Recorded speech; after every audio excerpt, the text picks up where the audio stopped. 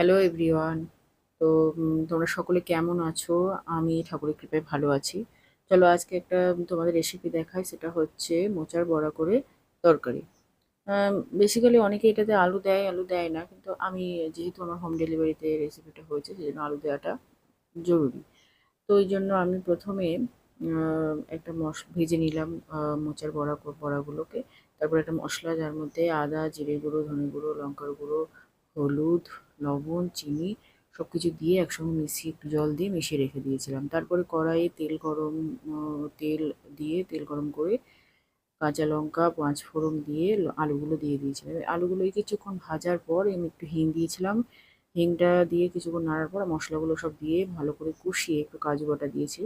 কাজু বাটা দিয়ে পরিমাণ মতো জল দিয়ে জলটা ভালো করে ফুটে উঠলে, পরিমাণ মতো জল শুকিয়ে গেলে ঘি, গরম মশলা দিয়ে বড়াগুলো দিয়ে নামিয়ে নেবে। কিন্তু আমি যেহেতু হোম ডেলিভারিতে গরম গরম প্যাকিং হবে, কিন্তু বড়াগুলো আমি পরে দিয়েছি।